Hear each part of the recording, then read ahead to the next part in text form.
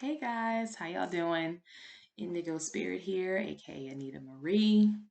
I do have a new video for you guys. I have been not putting this off, but I have been waiting for the entirety of this message. The message still isn't fully done, which is why I did not want to go live with this. Also, because I had lost the message for a while. So, as you see in the title, it is the separation of the church and the state of our nation, the image of the beast. I have been really busy with coaching, with working, son's activities, so I haven't had the chance to just be still and be quiet and hear the message from the Most High, receive the entirety of the message, because even what I'm going to go through in this segment with you guys isn't even the totality of it.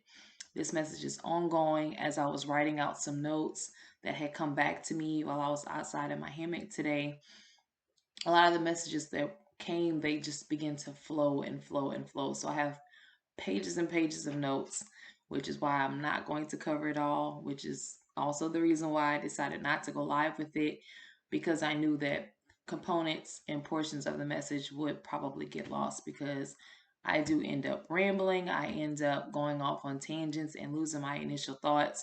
So I did not want to do that. I wanted to make sure that I had everything written down that I wanted to cover initially so that I did not miss a beat. I wanted the Most High's message to come through and not my message. I also didn't want to get interrupted. I cannot turn my phone off. You know, when you have a child, you cannot turn off your phone. So that was another reason I didn't want to have to keep stopping and starting just in case. So let me start off by saying that I initially wanted to do a video. Well, I was thinking of another message that had come through about you guys' gripe with the Make America Great Again slogan.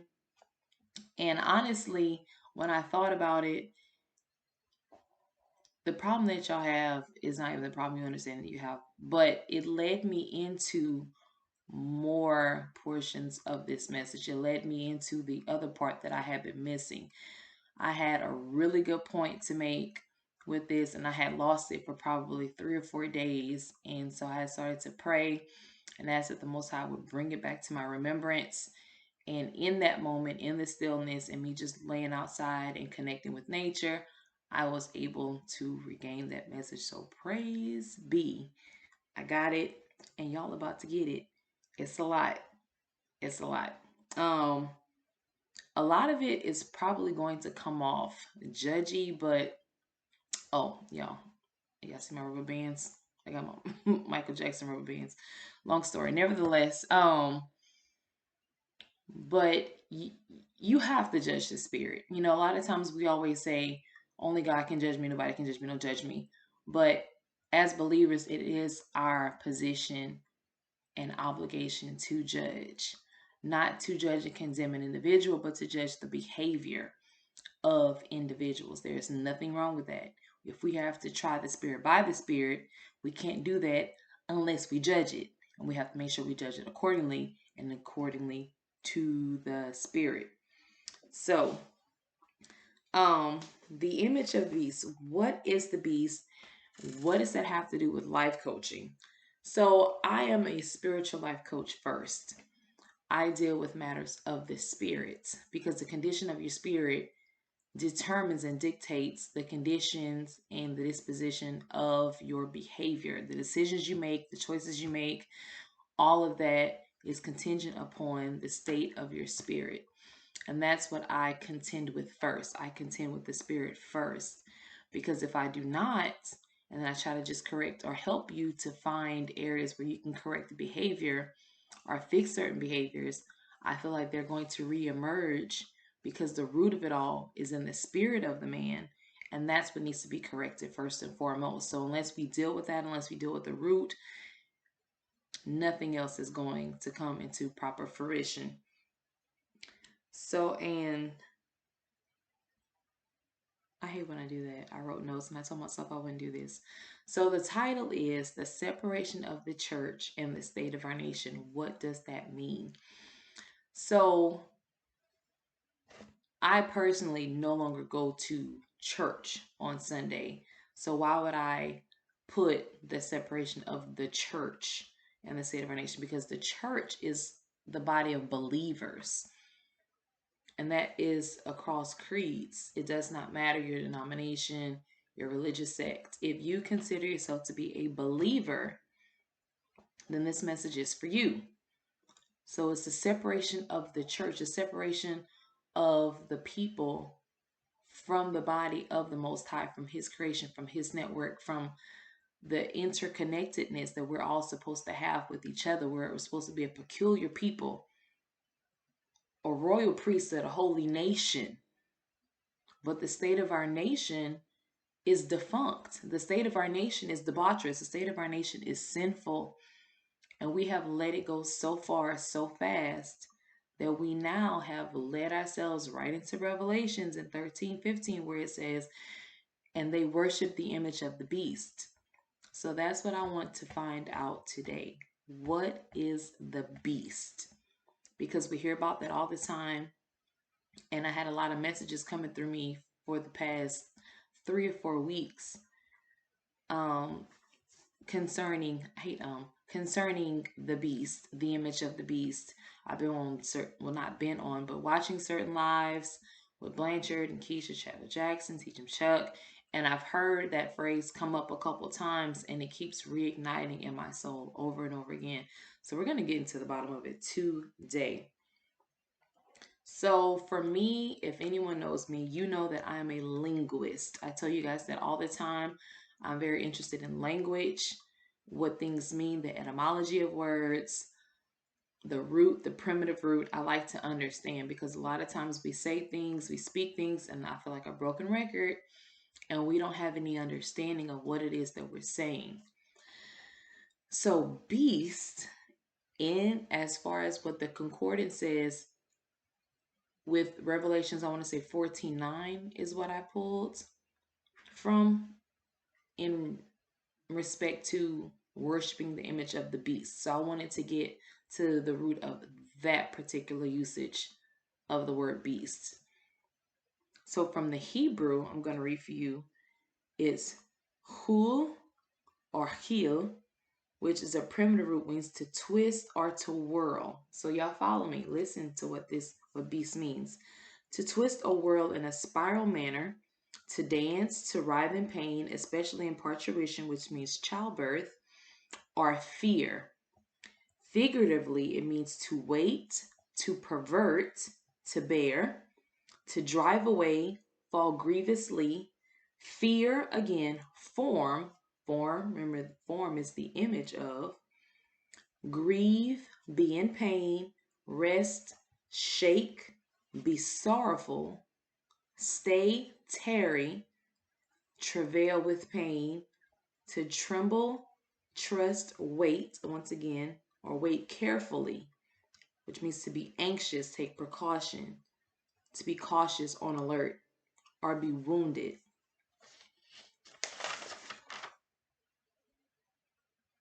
To be anxious. What has the word told us about anxious? It said, be anxious for nothing. So there's a scripture, it's Philippians chapter 4, 6-7. It says, be anxious for nothing, but in everything by prayer and supplication. What is supplication? Supplication is a quick prayer that you make to the Most High. Something like, if you're driving and it starts to rain, oh, Most High, please don't let me get in an accident. Let me have safe travels. Let me be safe. Let me get to and from my destination without any issues. Oh, Most High, may my child go to school. Let nothing come harm. Let no harm come to them. Please let them be saved. Those are quick supplications. If you're Muslim, they call it making du'at. I don't think I said that correctly. But to make du'at means supplication, a quick prayer that you say directly to the Most High for a particular thing. With thanksgiving, which means to go with gratefulness, let your requests be made known to the Most High, and the peace of the Most High, which surpasses all understanding. Contextual sidebar. So, understanding. We always say that. I grew up in church, and I always hear people say, oh, God give you peace that surpasses all understanding. And they say that, but I don't think, let me not say anybody. I don't believe that many people have a full understanding of understanding. So let's dig in. Why do we need understanding as humans? Why is it important that we need understanding? Why does the Most High need to give us peace that surpasses all understanding? Because as humans, we see with our flesh. Okay? The curse of the forbidden tree, which was pride, which is the first sin, is the curse, which is the lust of the flesh. That was Lucifer's first sin. Lucifer's first sin was pride, which was the first sin. So pride is the beginning of sin. He wanted to be seen. That was his issue. He wanted to be looked at. He said, this is from Isaiah 14. It starts with verse 12. How art thou fallen from heaven, O Lucifer, son of the morning? How art thou cut down to the ground, which did weaken the nations? For you have said in your heart, I will ascend into heaven. I will exalt my throne above the stars of God. I will sit also upon the mount of the congregation, which means in the presence of many. He wants to be seen on the mounts of the congregation.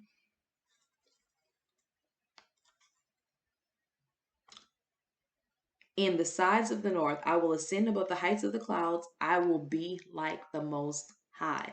He wanted to be seen once again, and that's what he gave to Eve. Who is Eve? Let's look at who Eve is. Eve is Adam's wife. Her Hebrew name is Chawa, a Hawa, which means life giver. The first woman, or in Paleo Hebrew, is Hawa, which means living one or source of life. Women, we are, and I've said this before, we are the co-creators according or in congruence with the Most High. We are co-creators with the Most High to bring life into the world. And we are the co-creators with the Most High to bring life into the world. Then we also have to be very careful about what else we are bringing life to in this world. It's not just about birthing another human. If you give us a dream, we will give you a business.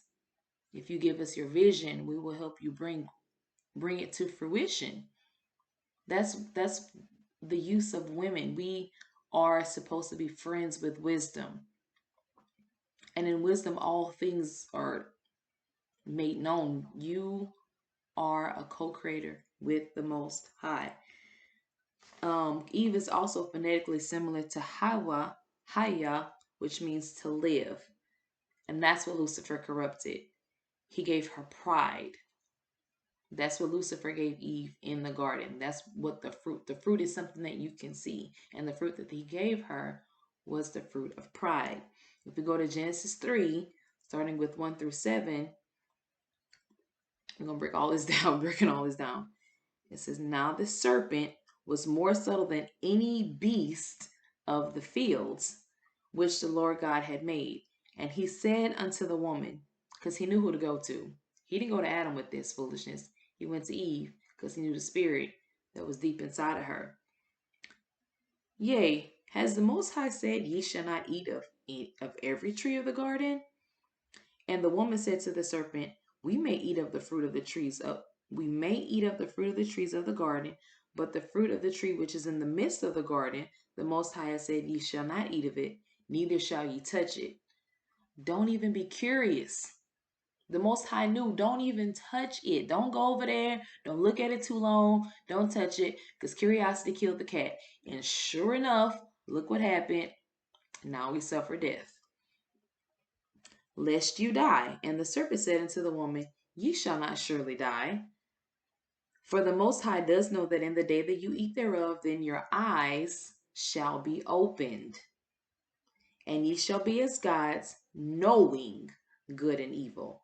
Knowing in the Bible, when the Bible uses the term to know or knowing, it is an intimate understanding of, or sometimes to have carnal knowledge of, which I believe this is what we're seeing right here, is a carnal knowledge of good and evil. You have to be closely familiar with. That's what knowing. To be closely familiar with. The Most High knows, he knows because he is. The Most High is all things. So he's always in a state of knowing. That's why humans need understanding, because we don't know a lot of things. And when the woman saw that the tree was good, she saw it. That means before she even ate of the fruit, she saw it. She began to look at it differently because the devil had already placed that seed in her heart. You shall not surely die, for the Most High knows that if you eat of the fruit thereof, you'll be like gods. You'll know the difference between good and evil. You'll be like the Most High. That's what he wanted. He wanted to have his throne exalted above the stars of the heavens.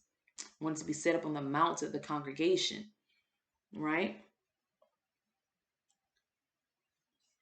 She saw that the tree was good for food and that it was pleasant to the eyes, once again, and a tree to be desired, lust of the flesh, to make one wise. She took of the fruit thereof and did eat, and gave also unto her husband with her, and he did eat. When I was writing through this, the first thing that came to my mind was she got all Jezebel-y. That's what happened. She had that Jezebel spirit that entered right into her. So as soon as she ate of the fruit, I'm almost certain I can see it with my mind's eye. She seduced Adam. She ate of that fruit and she wanted him to eat it too. And just as the serpent was cunning and seducing to her, she turned on that to her own husband.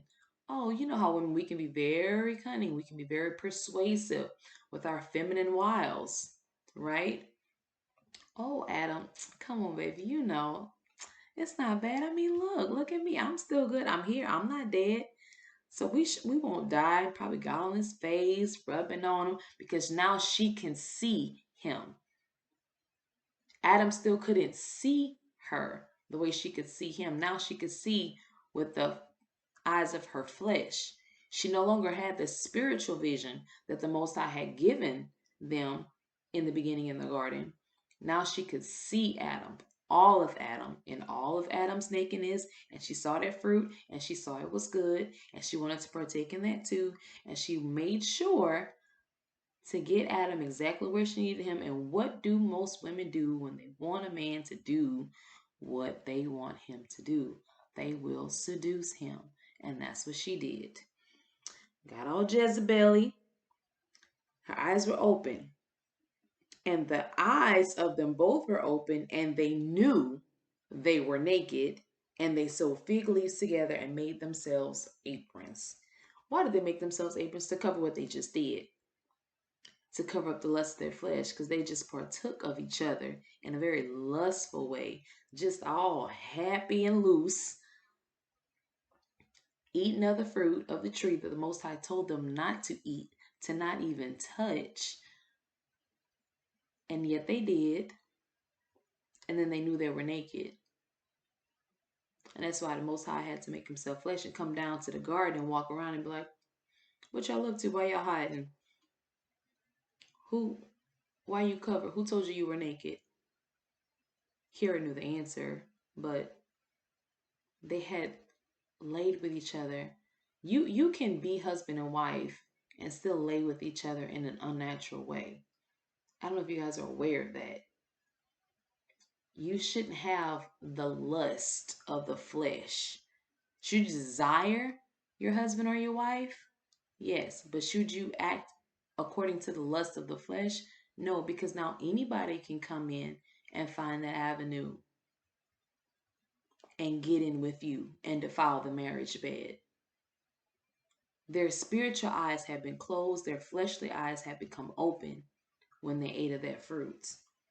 They lusted after each other. And that's what she did. She seduced them.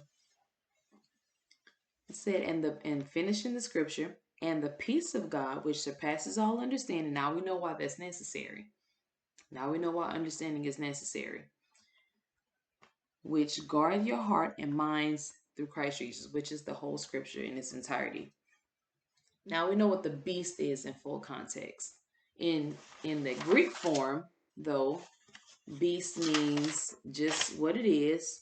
Therion, a thera, a wild animal. So that made me think of how it described the adversary. So if your adversary is like a roaring lion, which is a beast of the field, seeking whom he may devour. Later on it says the mighty adversary, the devil. It's like a roaring lion going about seeking to and fro. He seeks to steal, kill, and destroy. So he has two forms of beasts. You have the wild animal form that goes about as a roaring lion, preying and pouncing and waiting to devour you. And then you have these other components: to wait, to pervert, to fall away, to fall grievously, to be anxious. When we just read that the word said, be anxious for nothing. Okay? It says, let me find where I am. Which surpasses all understanding, guard your hearts and minds for Christ Jesus. So, in full context, we have what beast means and how it relates to beast in Revelations. And that that was the first of talking about how people become to worship the image of the beast. You have to understand what that is and what it means. When we read things, especially in the Word, you want to make sure you get a full context. And worshiping the beast is many things, and this is where we are going to dive in. Worshiping the beast, what is one of the first things? It is lust of the flesh, what we see with our eyes of the flesh, not our spiritual eyes. All these things that we see, it gave us pride, for pride is the beginning of sin. So the scripture says, for pride is the beginning of sin, and he that have it pour out abominations. And therefore the Lord will send upon them a strange calamity and overthrow them utterly. So when you have pride in your heart, that breeds all other forms of sin: greed, lust, envy, jealousy, strife, malice. All these other things begin to manifest in you, because pride was and is the first sin. That's why it says pride is the beginning of sin, and he that have it will pour out abominations. So everybody who talks about anything dealing with pride, and there's two main large groups that put pride on everything, and their movements are dysfunctional, their movements are destructive, and their movements steal, kill, and destroy. They steal love, they steal family, they kill love, they kill the family, they kill function, it kills faith, it kills love, it kills all the fruit of the spirit. So the first one that we're going to deal with, because we're dealing with all the calamities now of pride, all the calamities that the Most High said he would send upon those who have pride, that eats not inadvertently, but overthrows them utterly. The first one is women defiling their bodies. And y'all know, I know y'all probably like, here she go again, bashing women. No, I am not bashing y'all, sisters. This is not a bash. I am trying to get you to see what I have come to see, what I have come to learn in very harsh ways. That when we defile ourselves, it is a sin against ourselves. And we may think it's empowerment. We may think it's woman pride. We may think it's self-love, but it is not. A lot of women get BBLs to enhance their bodies. You're telling the creator that he did a terrible job. You're telling the Most High, who created you, who breathed life into you, who said, share with me in this gift of creation. You went to another human, a doctor, and said, I need to fix this on me because I do not like it. I do not like the way my hips are. I do not like that my butt isn't big enough. I'm not measuring 36, 24, 59. That is unnatural. And yet you have been tricked and deceived into thinking that is attractive.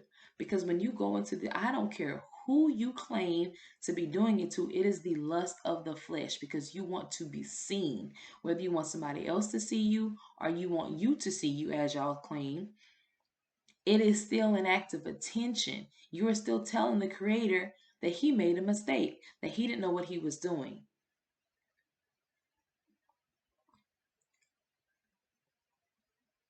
You have a Jezebel spirit.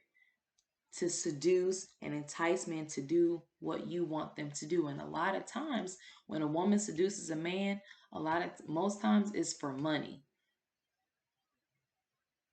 And whether you are getting pregnant on purpose and y'all having what I like to call these cash pregnancies, a lot of women entice and seduce these men into the bed so they can get pregnant, so they can get child support. That's why you men have to be very careful in who you choose to give yourself to, because we talk to the women all the time, but you guys have to be oh so very careful, because there are women out here who are purposefully seducing you to sleep with them so they can get pregnant, so they can have your child to get money out of you. This is not to build family. This is not for the love of the Most High and procreation and His worship and His glory. No. You're doing it for money. Or you sleep with men for money. You want somebody to pay your bills. You want somebody to take care of you. You want somebody to give you whatever it is that you feel that you want. You use your body, your flesh, this skin suit that you're not even supposed to be regarding. But thanks to Eve and her foolishness and her ego and her pride, and she ate of the fruit, now we are familiar with, on an intimate level, the nature of our flesh. And now we see with our physical eyes instead of our spiritual eyes, which has caused us to be sent strange calamities. Because now we can see what we look like and we marvel in it. Oh, this melanin. I used to be like that. Yeah, I had to go and delete some posts on Instagram because I'm like, you know what? I can't even rock with this no more, because I never even realized how much my skin was an idol, had become an idol for me. Because they pumped all this quote unquote black pride into us, this melanin pride, melanin rich, sun kissed, blah, blah, blah. Am I grateful? I'm grateful for the skin suit that I have, because it's allowing me to be used as a vessel for the Most High now. And if I am here on this earth in this physical form, then I choose to use this time to be a servant, which is why I'm here talking to you all to deliver this message. I can't deliver this message if I'm not in a skin suit. Many won't hear it. Most won't hear it. Y'all won't even be able to see me. Okay, so the skin suit, and I know that sounds weird for me to say, the skin suit, that's what I'm calling it now, the skin suit is merely a vessel. It is not to be lusted after. It is not to be looked upon in a way to make, as a woman, you shouldn't be wanting to make men fall astray. You shouldn't be wanting to make men lust after you. Do us as women, and that's the problem. I think Brother Blanche said one time, women, our issue is our ear gates. You can tell us almost anything and we'll be swayed. Which is why Eve was so easily swayed in the garden, because the devil came with his whispering tones, telling her all kind of sweet nothings, and she fell for the trap. Just like many women fall for the trap today of many other things that I won't even get into. Because we have itching ears, which is why most times you'll see women going into gossip, because women have itching ears. Men have wandering eyes. And a lot of women realize that and know that to be true. So we use our bodies as a way to entice men to do the things that we want them to do. And 10 times out of 10, those things are not of the Most High. Most times. And when you do that, it's a forced submission. It's what Delilah did to Samson. She seduced him and got him to cut his locks. What Eve did to Adam, she seduced him, got him to eat of the fruit, even though he knew he wasn't supposed to. And instead of being a man and saying, nah, baby girl, we are not doing that because the Most High said, I'm gonna let you fall down that ditch by yourself. But no, she seduced that man. Men don't have much defense against a woman and her feminine wiles. Most men don't have a defense for that.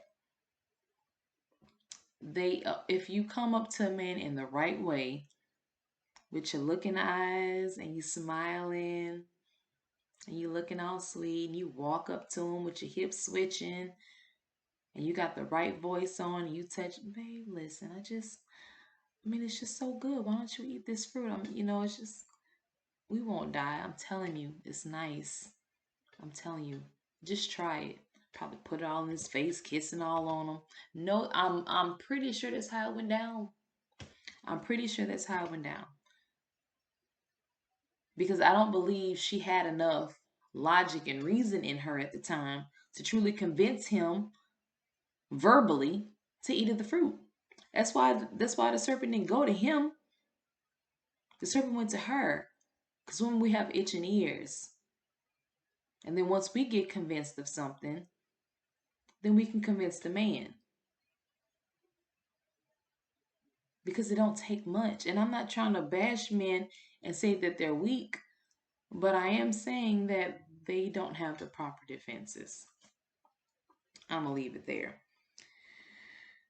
So when I wrote, with going after money, which a lot of people, which most people, which the world has made into the new God.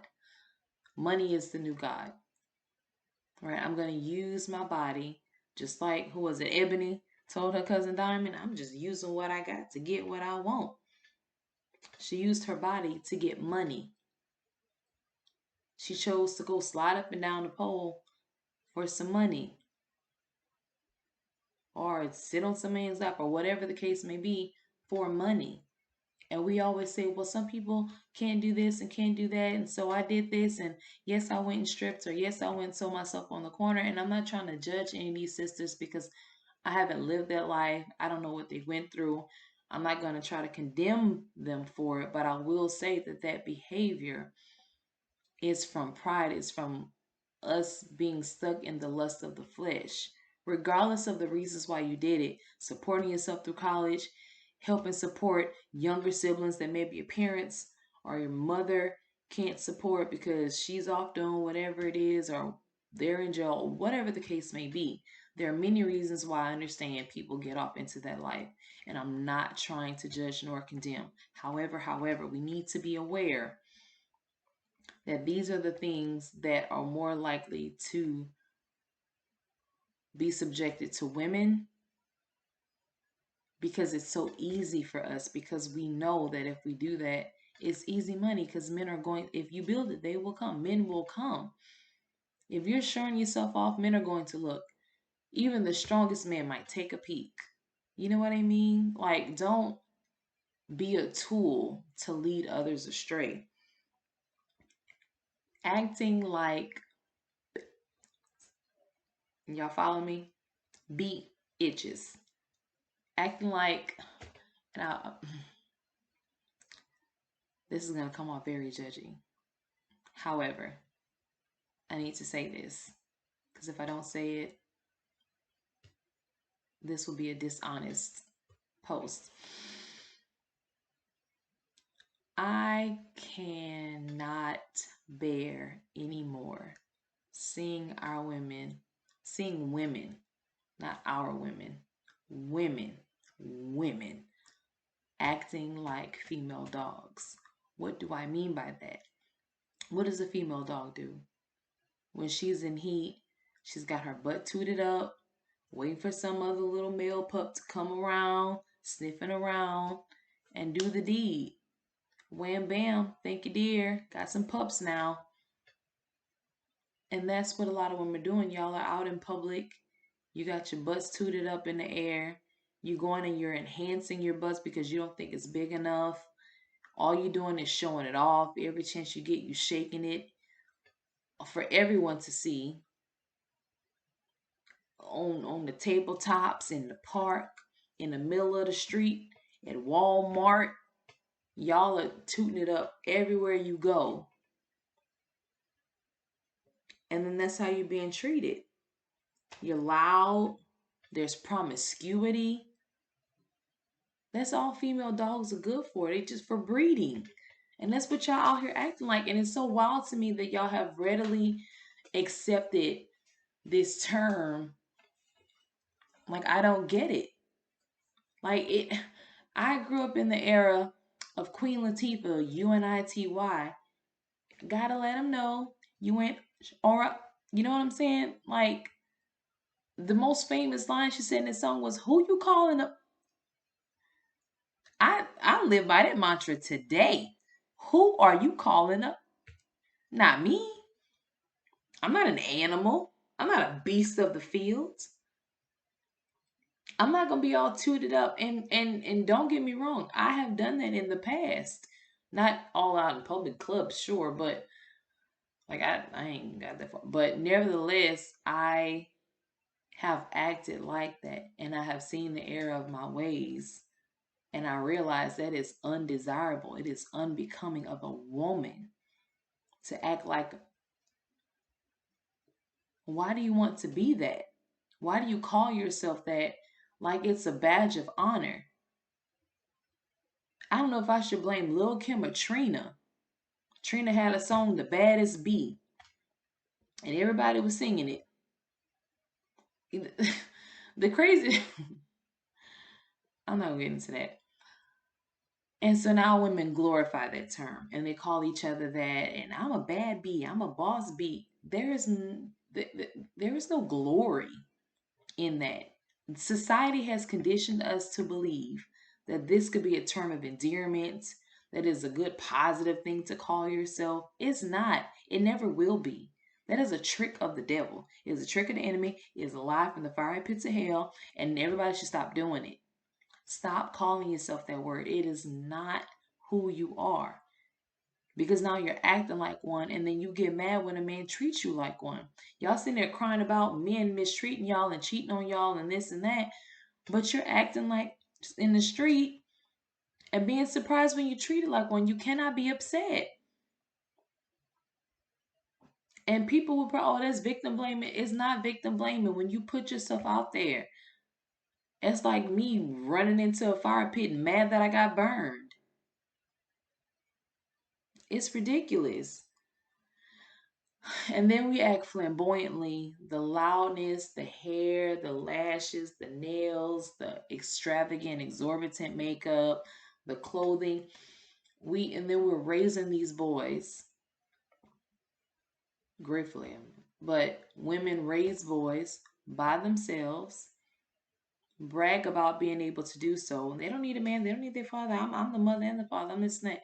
But you are teaching both of your children now, whether you have sons or daughters, how to be likewise flamboyant, loud, boisterous, prideful. Look at me, attention seeking.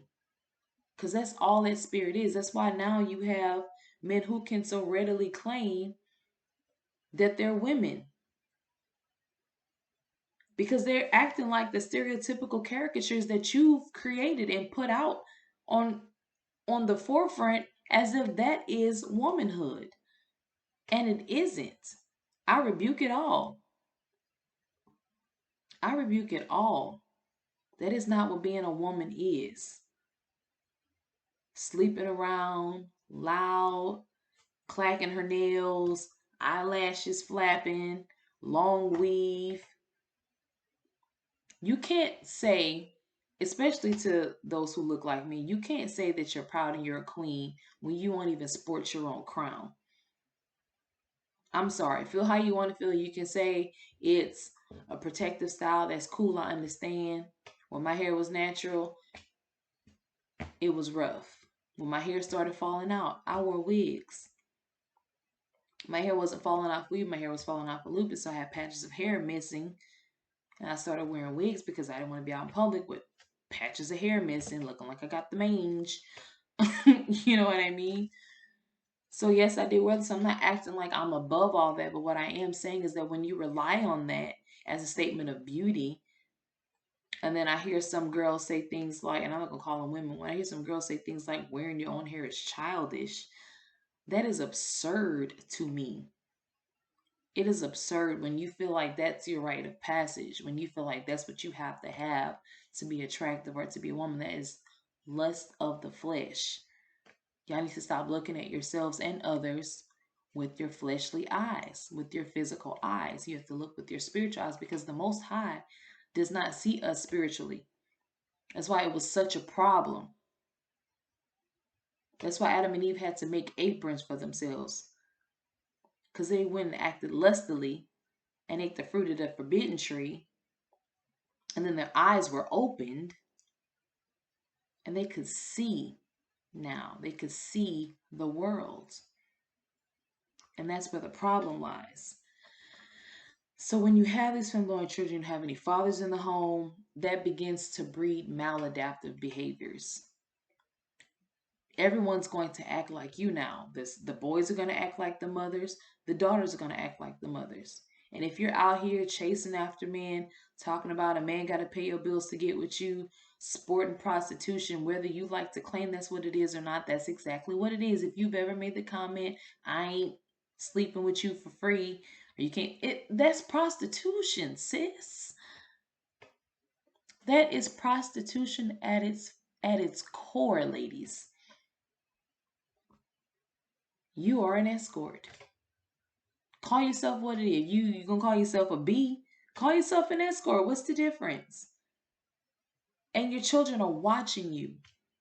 You're going to breed maladaptive behaviors in them. Now these girls are going to act promiscuously. They're going to think that that's what they need to look like and that's how they need to act to get a man. And then when you don't have a man in the home for these boys, they start to act that way too. And I would like to ask these young men who want us to call them women, who wearing all these wigs and the makeup and all this stuff, being a drag queen wasn't enough. If you took all that stuff off, do you still feel like a woman? If you take off the hair and the weave and the lashes and the nails, do you still feel like a woman? Because I still feel like a woman when my hair fell out. I'm sure women with breast cancer with double mastectomy still feel like a woman. I'm sure women who've had to have hysterectomy still feel like a woman. Maybe they don't feel as womanly, but they still are women and they know that they're women. Those things aren't what defines womanhood. If Eve's name meant life giver, then the purpose of a woman is to bring life, not to seduce men and to be boisterous and haughty and prideful. That's not what we were made for. That's not what we were made for. We weren't made to seduce and to trick and to beguile men and to have them feeling lusty. And you have all these women going after married men, going after, you know what I mean? Going after men in committed relationships, but we only blame the men. What about the wayward women with that Jezebel spirit?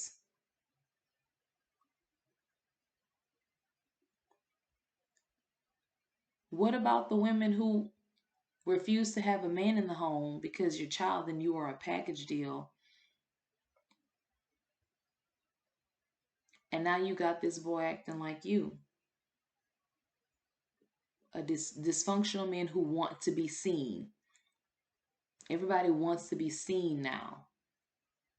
You got men dressing all flat, whether they claim to be women or not. Now they dressing all flashy, all this jewelry on,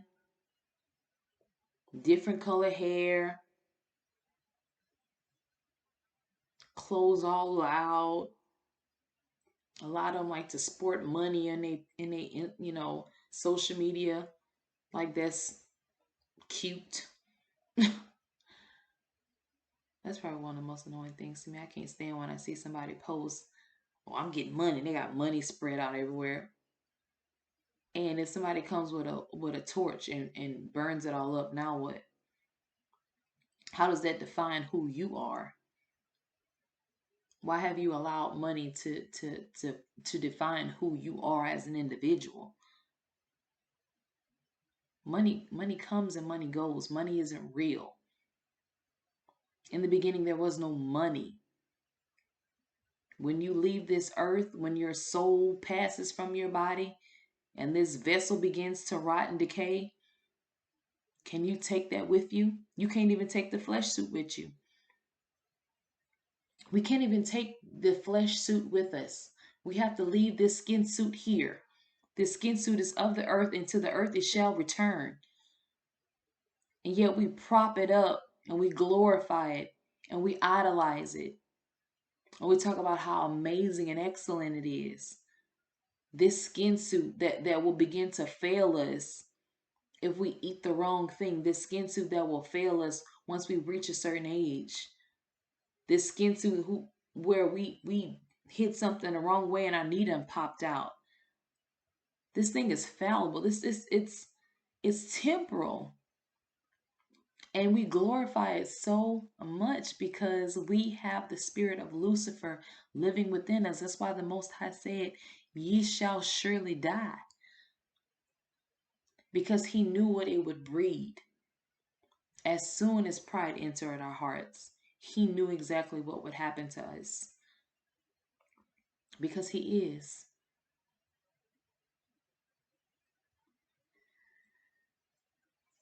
So I'm going to keep going because I haven't been on here that long. I was going to stop, but I'm getting in the thick of it. The image of the beast. How is the image of the beast contrary to the image of the Most High? The Most High is a spirit. It said, and those that worship him must worship him in spirit and in truth. Truth. We have all this delusion going on in the world. Delusion in many different forms. Men and women saying that they're otherwise. I feel and I believe I'm this, and you have to address me accordingly because I say so. Spirit of Lucifer. Lucifer was created magnificently. Of course he was. The Most High created him. The Most High is magnificence. Waterfalls are magnificent. Horses are majestic and magnificent. Whales, magnificent in this earthly form. But we have allowed our spirit, the lust of the flesh, to blind us so much that now we have worshipped the image of the beast. What we see leads to disobedience. Seeing with our physical eye causes us to be led into disobedience, causes us to be disobedient to the word of the Most High. How? I'll explain. Because it pushes us into having a lack of faith. Because now we are going off of what we see with our natural eye versus what we should be seeing with our spiritual eye. Because you have to also remember in the Hebrew definition of beast from the concordance as it pertains to Revelations 14 and 13, beast also means fear. And the Most High has not given us a spirit of fear, but the spirit of was it power, love, joy, and a sound mind. A sound mind. A sound mind. Our minds have not been sound for centuries. All of this that's being pushed in society right now is not coming from anyone with a sound mind. It is all pure delusion.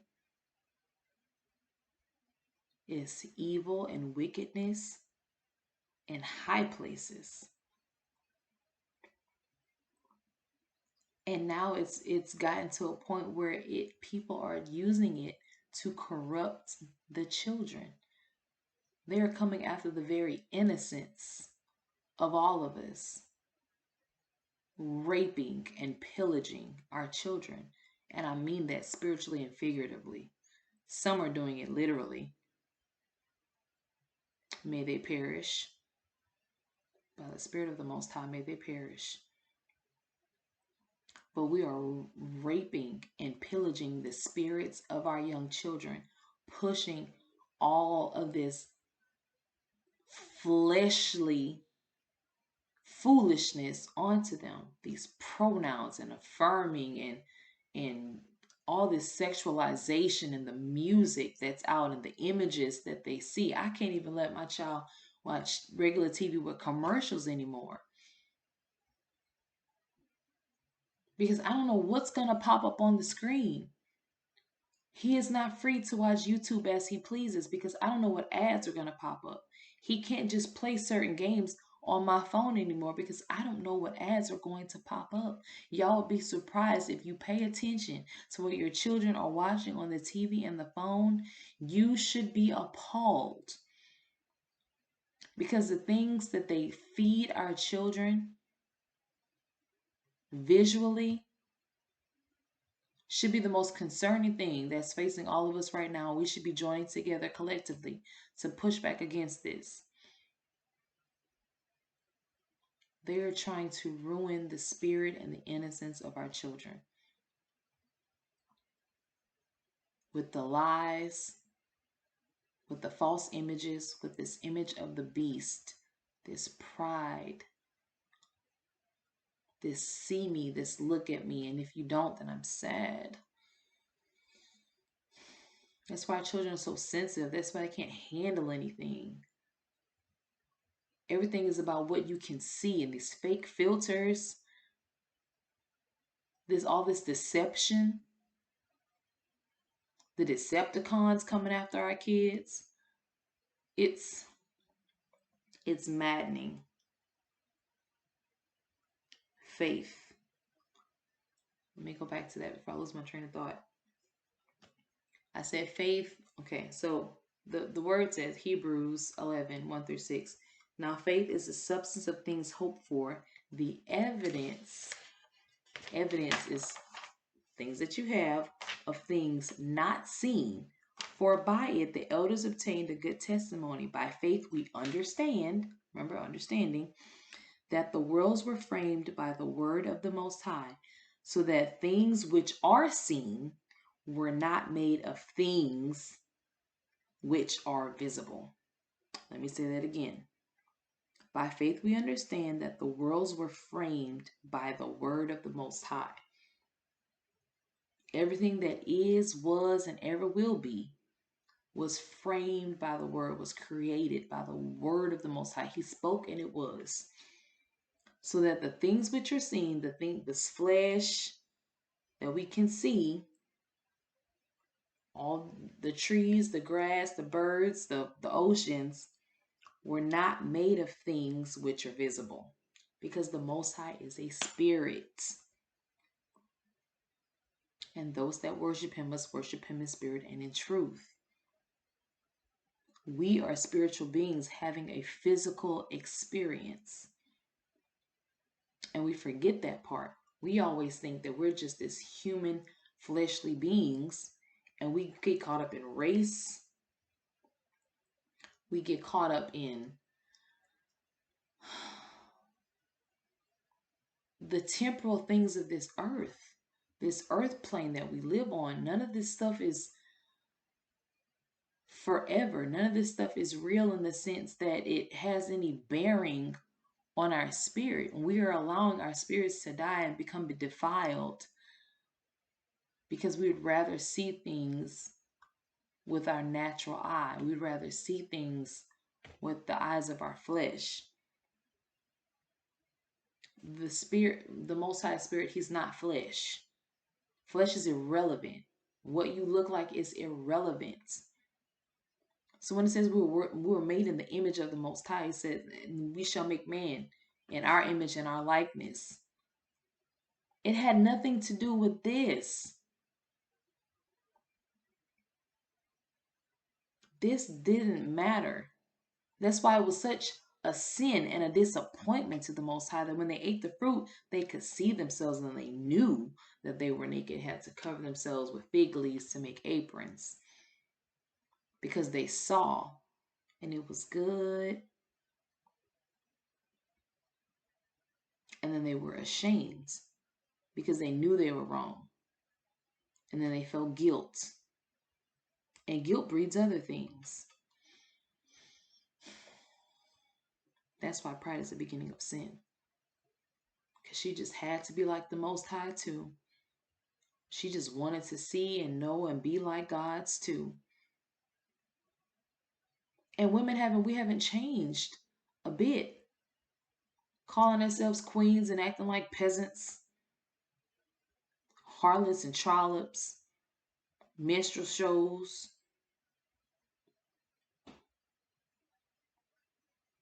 We boasting about killing our offspring, boasting about murder of our womb, boasting about raping and pillaging our own wombs, allowing the defilement of our bodies, of our temples, that the Most High said for your body is your temple. And we, by choice, have allowed pride and the lust of the flesh to confuse and distort, deform, all of that. And then we look at ourselves, see, we look at ourselves and we see all that is good. Or we look at ourselves and, why don't I look like those girls on TV? Why don't I look like the girls in the videos? I had that problem for a while because I wasn't busty and buddy like the girls in the music videos. Not realizing that some of them probably didn't have real bodies in the first place. I wasn't built like them. I'm an athlete. I don't have wide hips and big bosom, big bosoms. You know what I mean? That's not how I'm built. And I'm grateful that I never went through with any type of augmentation of my body. I had thought about it, but the thing that kept me was like, it would be just my luck. Something would go wrong. And who would I be then? You know what I mean? And then now I'm at a place where like my body is the body that the Most High gave me. It looks the way it looks. If I wanted to look any different, I can go work out in the gym. But I shouldn't be working out in the gym for just the aesthetics of it all. I go for my health, for my endurance, for my stamina, so I can withstand anything. If something happens, I got to take off for miles. I want to be able to do so. I want to be able to survive a zombie apocalypse if necessary. So I had to really get out of my own Jezebel spirit, because for a while I was very much like that, where I wanted the attention of men. But I don't care anymore. Do women want to feel attractive? Sure. Do I want men to find me attractive? Sure. But I'm no longer going to put myself on display in that way for men to look at me. Because why do you want somebody to lust after you? Like it's always like, even though I wanted the attention a few years back, it still made me so very uncomfortable. Like I don't like that kind of over sexualized attention, because I feel like that literally opens the door, and I'm not trying to victim blame here, but that literally opens the door to you to be sexually assaulted. Because if you've given yourself up in that way, in the sense of putting yourself on display, you have some very weak, horrible men who feel like that you're for their taking, that they can have you if they so choose, and they don't need to ask your permission because you've already given them some sort of consent by just laying it all out there. And especially nowadays, a lot of y'all are walking outside straight up naked. Naked. Book it naked. Like Dollar Bill said. And y'all like it.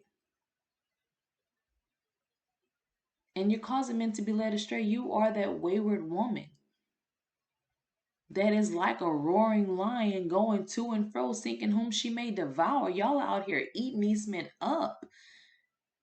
And you think it's cute. And it isn't. Because you have gone into the worship of the image of the beast. You have become the beast. Wayward women are the beast. There are many different beasts, and that's one of them. Fear is the beast. Perversion is a beast. To fall grievously is the beast. It's all the phones are the beast. I'm going to get into all of this. So Lucifer made us to see flesh, not the image of the Most High, but of flesh, the world, the image of the beast. He is the prince of this world. He has made the world in his image. And now we worship all of the things of the world. That's why I said it will cause all men, great and small, rich and poor, to worship the image of the beast and to accept his mark. And no man could buy or sell lest he have the mark in their hand or their forehead. I feel like it's thoughts and deeds. What you think, believe, and see in your mind, and what you do with that is the mark of the beast. Because you're living in the world. You have acquiesced to what Lucifer has ordained as his image and his likeness. Because you're no longer acting in accordance with the laws and the word of the Most High in the spirit. You're acting out of the flesh. Everything you can see is the image of the beast. Everything you can see is the image of the beast. And I wasn't ready to talk about this yet, but I think it leads a lot of credence. Do I want to say it right now?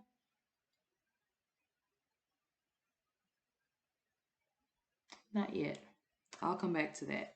Make myself a note.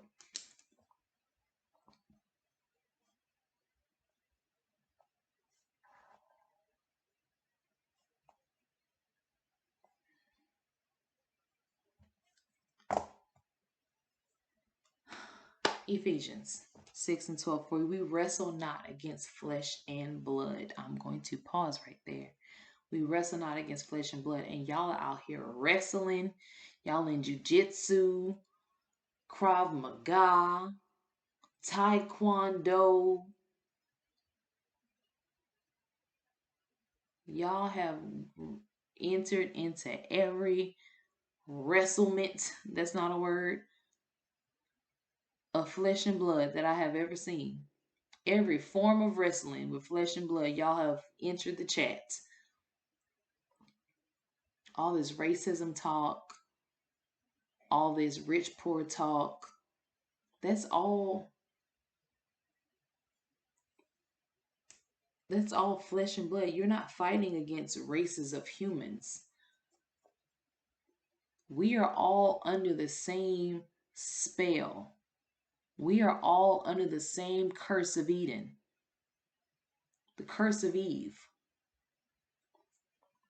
And we all need to equally fight against the the pride fruit that was given to Eve and to Adam, which has entered us into a covenant with death, because we all have actively chosen to partake of the forbidden fruit.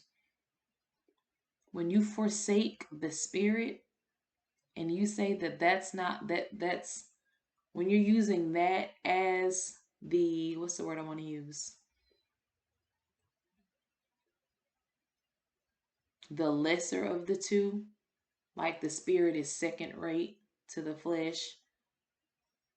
Because if you're walking down the aisle and somebody bumped into you and they may be of a different race to you, then it must be a racist issue, because how dare they bump into you? I know they saw me and she's just gonna bump into me. You had this whole aisle to walk around. You could have went around this race, you race. Whether it was racism or not, as far as in this particular argument, whether you just said this person saw you and they wanted to bump into you because they wanted to start some mess with you, or they stepped on your foot in a crowded building and they just wanted to, and now they deserve to die, or whatever the case may be.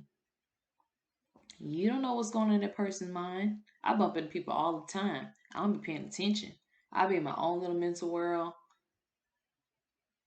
Do I need to pay more attention? Absolutely. But I'm not purposefully bumping into anyone, trying to start any drama. I immediately say, excuse me, and I'm sorry, so they know that it wasn't my intention to do so. And most times I met with, oh, it's okay. It's all right. Excuse me. I'm sorry. I didn't see. I wasn't paying attention either. You know, like, but if I'm at fault and I bump into someone and my first reaction is to start some drama with them, I'm going to be met with drama. I'm going to bring that to myself. Because why didn't they see me? I have to walk around people in the mall and other places all the time, or deal with people with horrible attitudes who may be having a bad day. Somebody could have just received the most horrible news of their life. Somebody probably, we have no idea what each other are going through. But instead of seeing each other spiritually and having compassion and patience and not anxiousness and fear and perversion and grief and strife and pain and sorrow, we choose to operate in that instead of love and compassion and peace. We get off into problems with people we don't need to have problems with. Stuff isn't that serious because it comes from pride, which is why it's the beginning of sin. Because you can't have that and love in your heart at the same time.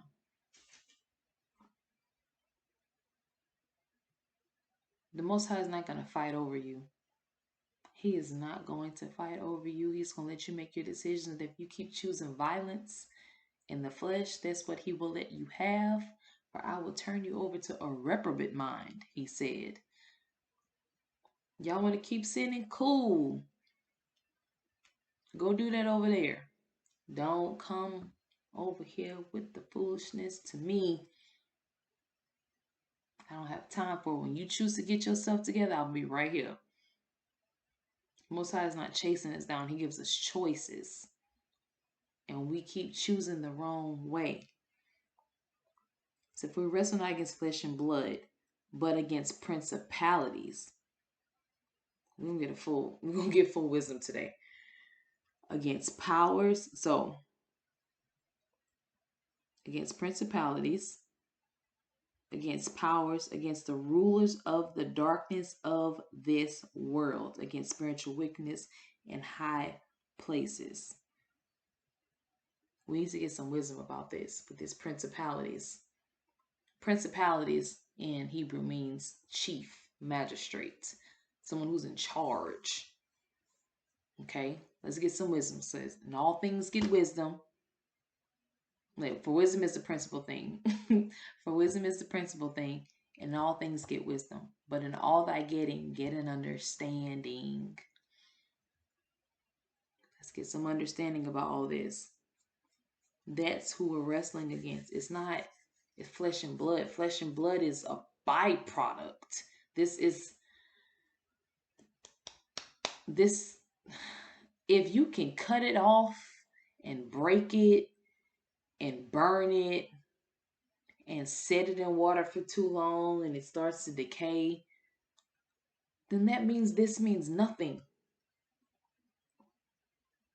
If this body was so important, it would be ironclad, indestructible. There could be nothing that would come against it. But that's how we're supposed to be in the spirit. Nothing should be able to come up against us.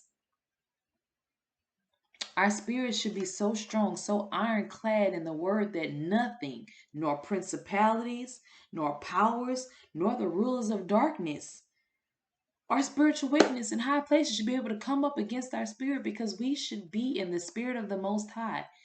And he is. So if he is and he is all things and he's great and there's none like him,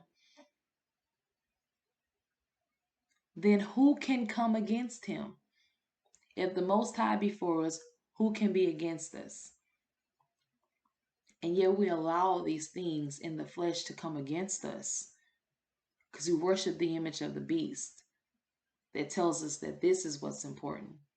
Money is what's important. Houses, cars, clothes, how much money you make, what's in your bank account. Do you have on designer stuff? Designer stuff is such a farce.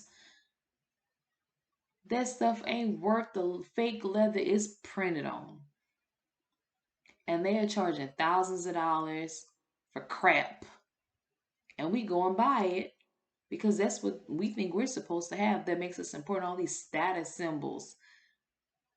When that Michael Kors craze went around, I stopped liking Michael Kors because I knew it was about to be tanked. And that's exactly what happened. And you have people walking around with their arms stretched out, wanting everybody to see. They got Michael Kors, some stupid logo bags all over the place. Louis Vuitton, Gucci, Prada, Fendi in that ugly print. But y'all see people with that and y'all feel like that's your claim to fame. Who told you that stuff was important? Who said that's what you had to have to be somebody? You can't take none of this stuff with you. It doesn't mean anything. If you can burn it, put it in a plastic bag and drop it in the middle of the ocean, what is it worth? It's worth nothing. If this skin suit will decay in the ground after a few days and turn to dust, what is it worth? Nothing.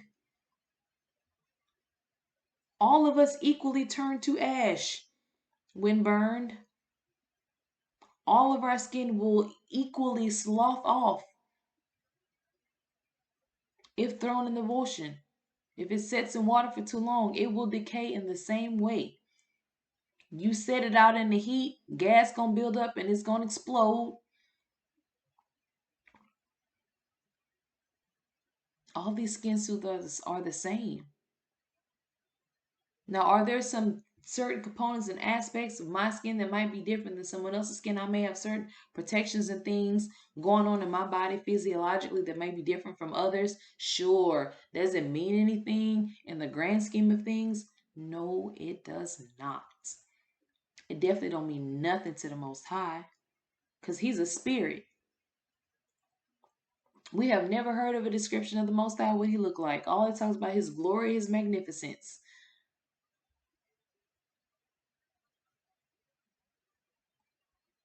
He doesn't have a skin suit. That's not what he meant when he said we will make man in our image and our likeness. That's not what he meant. He don't have brown skin like me. He don't have skin.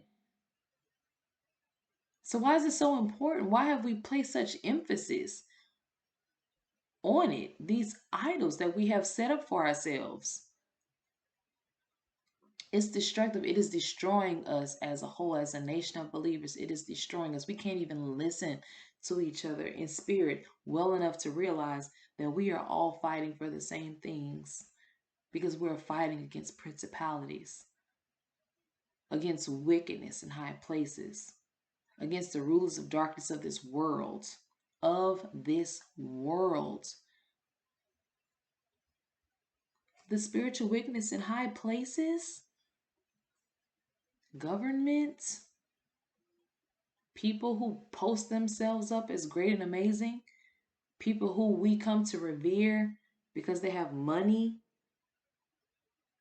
and riches. Anybody who got a lot of money, we act like they are just the end all be all. Well, they got a lot of money though. Or they got money though. So y'all listen to them and y'all give credence to what they have to say because they have a lot of money. And all they do is speak foolishness. These people aren't role models. I don't care how many schools they build. I don't care how much money to charity they give. Just because they have money don't make them any better than anybody else because who cares about money? Everybody's going to die without it. Everybody's going to die with the same amount of money.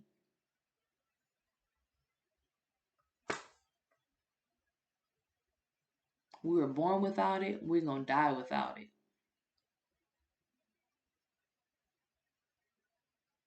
So stop posting these people up so much like their money makes them more important or more valuable, or that their word holds more weight than anybody else's because they have the appearance of having riches.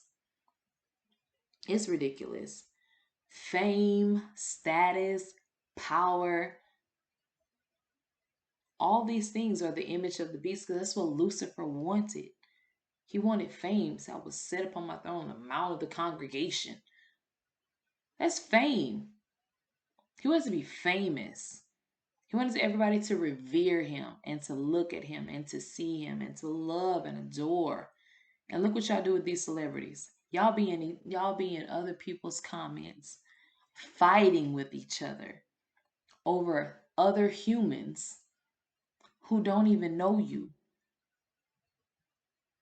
Y'all get worked up in a tizzy.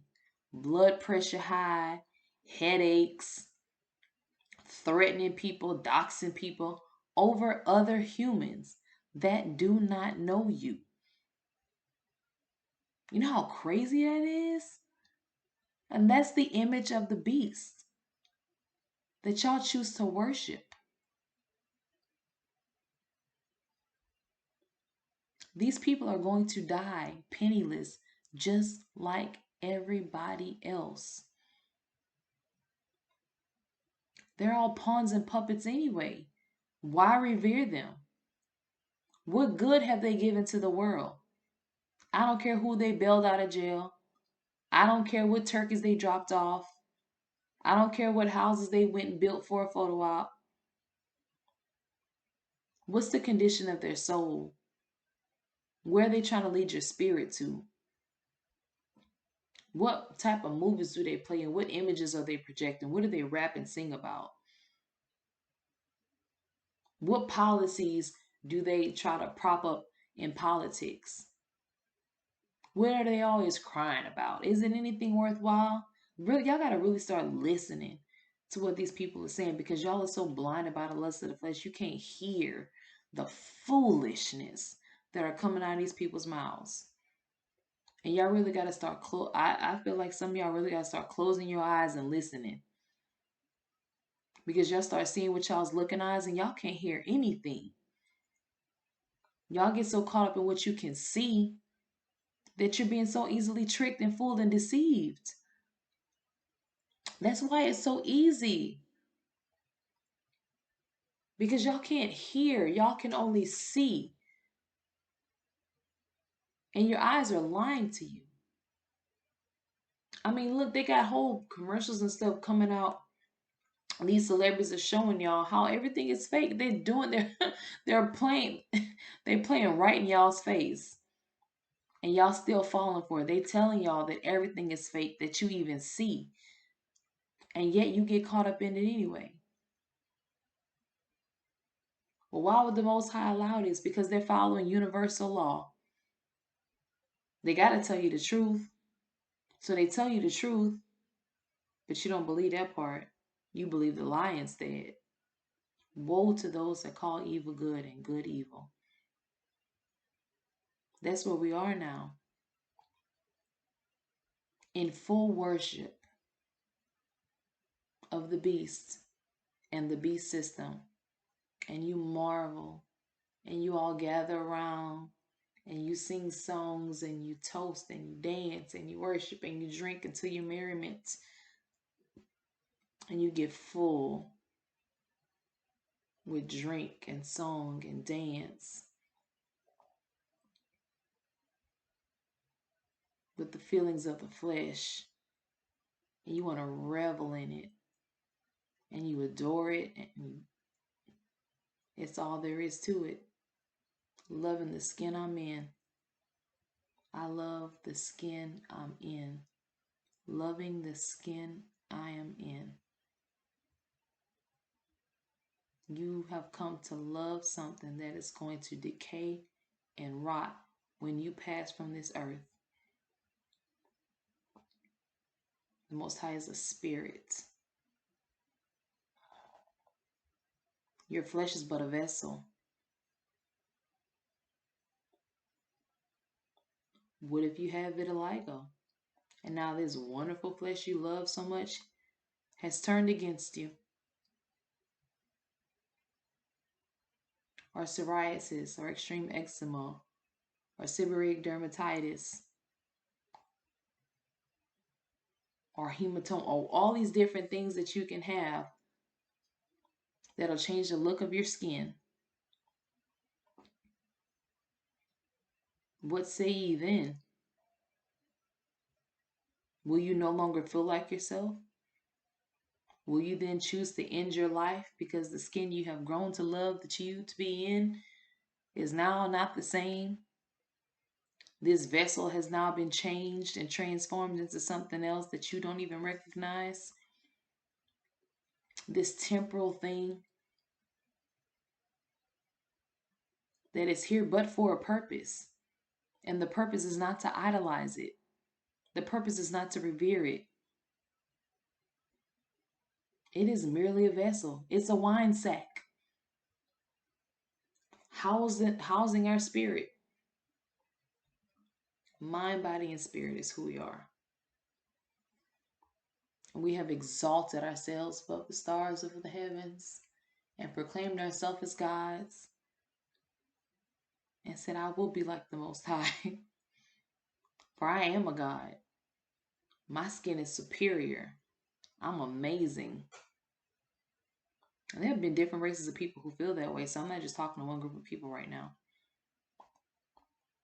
You have exalted this flesh suit to a degree unknown.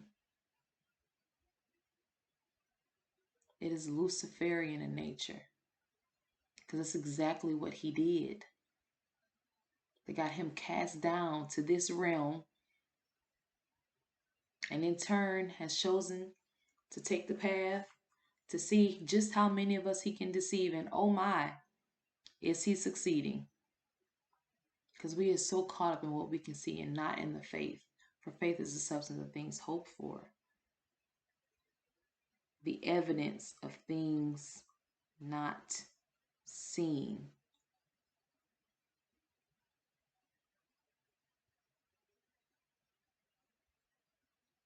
And yet, we have chosen to not walk in faith and by faith.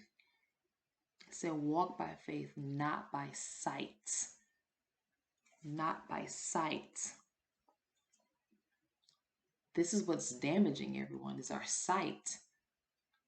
Our ability to see in this realm and not in the spiritual realm. Because if we could see each other in the spiritual realm, pooh, some of y'all would never look in the mirror again. If you could see your spirit, some of you would never look in a mirror again. You would be like some of our grandmothers covering mirrors up.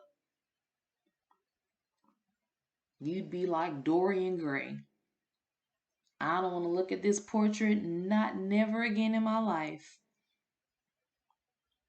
Because it would be ugly, tainted, tarred, broken, used, abused, neglected, abandoned, ugly, misshapen.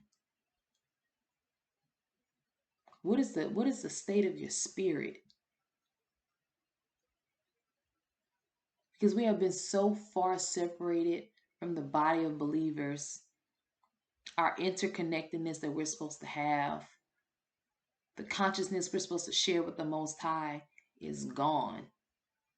It is cut off because we have allowed our sight of the flesh to get in between the nature of our spirit and confuse us and to cause fear and anxiousness.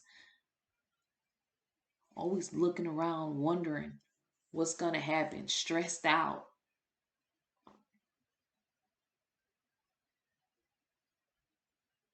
What's funny is the first thing that popped in my head was the quote said by the character Helen on Diary of a Mad Black Woman. She said, because she was worried about her husband Charles. Charles was cheating. He was abusive verbally. He was out there in the streets all the time, acting out. And they had all the riches, big old house and cars, and she had everything she could have asked for. But that's not what she wanted. But he was so caught up in the lust of the flesh and his pride sent upon a strange calamity in their home. He did get overthrown utterly, but she was collateral damage. She said, I'm stressed out, my hair falling out, can't keep anything down, my weight up and down, 2 miscarriages. And you never even said, I'm sorry. You know how many women are going through that today? Stressed out, hair falling out, can't keep anything. That was me. I was stressed out. My hair fell out. I couldn't keep anything down. I was so stressed, so anxious, so caught up in what I could see in this world. I couldn't even see the love of the Most High. I couldn't even feel it. I was so caught up in what I was seeing here, what I was experiencing here. I couldn't even connect to the Most High. I prayed to Him all the time, begging and pleading, but I couldn't hear Him. I was cut off. I was at enmity because I allowed what I saw with my natural eye to dictate everything happening in my spirit. And that caused me to feel abandoned by the Most High. Most High, can't you hear my cry? Don't you see me? Don't you see me down here? He didn't need to see me. He is me. I was made in His image and His likeness. He knows the nature of my spirit. He knew what was ailing me. But I was so caught up in what I was going through, I couldn't see nothing else spiritually. His deliverance, His love, His patience, His mercy, His guidance, His rod and His staff was comforting me, and I didn't even know it. He was trying to prepare a place for me in the presence of my enemies, and I was rejecting it. Because how could you be let me experience this in this life? This is horrible. Please remove me from this. Please let this cup pass from me. So caught up in the physical. So caught up I couldn't see. He is working in our lives all the time, and we are so caught up in the image of the beast. We can't see Him. We can't feel Him. We can't hear Him because we're not operating out of the Spirit. We're not operating in truth because this world is not truth. If Lucifer is the creator of this world, as we came to learn through Scripture, and the truth is not in him,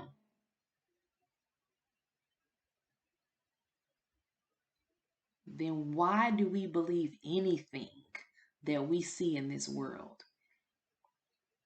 Why do we prop up this image of skin and money and possessions and celebrity and fame? Why do we prop that up so much as the end all be all to all things? And if I could just have this in this life, then I got what I wanted and I'm good. I can die happy. Gluttony and greed. I know people today who eat like trash. They are completely defiling their temple with unclean things. And when you try to correct them and tell them, well, I mean what I want, I'm going to die happy.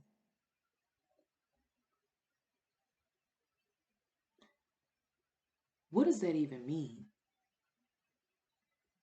Because no, you won't. You're going to die in anguish and pain and disease and physical torture. You're going to die with an amputated foot or an arm.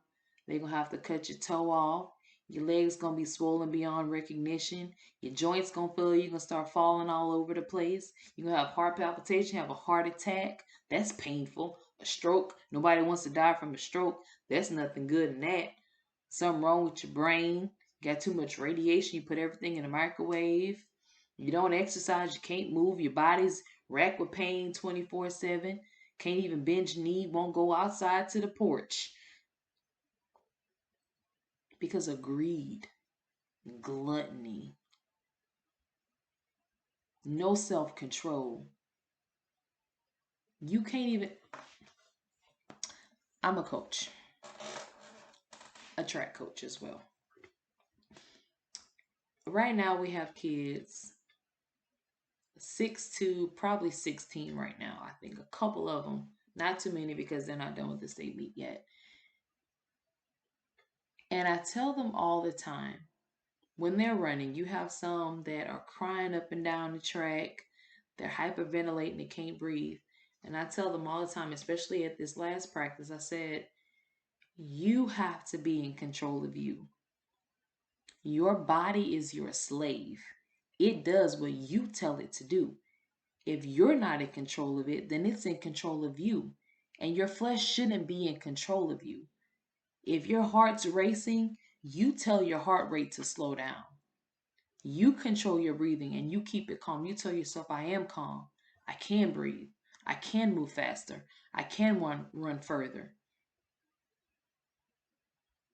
You will your body to do what you want it to do because it is your slave. Your body is your servant. It is here for the purpose of fulfilling the mission that you have as a spiritual being. You should not be made subject to the flesh. The flesh should be made subject to you, the spirit, who should be in charge, the chief of this body. A lot of people in fraternities and sororities like to also always quote this poem that I can't remember who wrote it or none of the beginning. I had it memorized for a time, but at the very end it says, I am the master of my fate. I am the captain of my soul. But you're not. Because you're not even the captain of your body. Because you so easily succumb to the lust of the flesh. A man or a woman could walk up to you and say all kind of things and bat her eyes or flex his muscles, whatever the case may be, and there y'all go. Caught up in a rapture like Anita Baker. Nothing else can compare.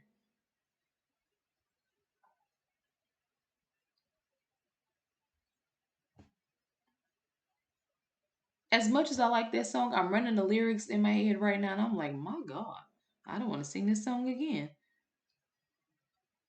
I'm not gonna sing it. I was about to start singing. Caught up in the rapture of love. That's crazy. While I feel the magic of you. Mm. This feeling. It's a feelings. Feelings are destructive because feelings are temporal. Feelings are fleeting. They come and they go. They're unsustainable. They don't last always. They say trouble don't last always. Feelings don't last always. You happy one minute, you sad the next. You angry, you calm. You're tired, you're awake. You're sorrowful, you're gleeful.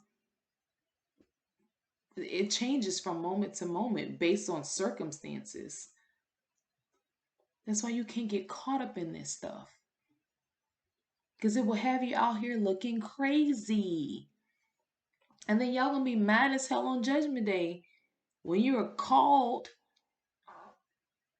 and having to speak, which your spirit will speak for you. So much for that. For all these people that like to lie in this earth and say, "Well, I wasn't doing that because of this," and that's not gonna fly on Judgment Day. Let me just be the one to tell you right now. So you better start telling yourself the truth right now, so you don't feel so super played on Judgment Day. Because when your spirit starts speaking for you, yeah, deal with it. We all gonna be in the same boat. There will not be able to be a lie told. Okay? Pride and power were the things that ruled Lucifer. Pride and power. People who have pride want a lot of money because they want the power. Lil Kim made a song called Money, Power, Respect. It's the key to life. Money, power, respect is what you need in life. Money, power, respect. Money, power, respect. That's not, you don't get respect from power or money. When the Bible speaks about respect, when the word speaks about respect, it talks about a man who is respected in the gates by the elders. It has nothing to do with the amount of money. Money never came up. It's how he acts. A man that acts according to wisdom and love and patience. A man of his word, of a sound mind. A man who's a leader, a ruler of his household, not an overlord. There's a difference. Who rules over his household, who makes sure that he is acting in accordance with the laws and the word of the Most High so that he and his house are in order.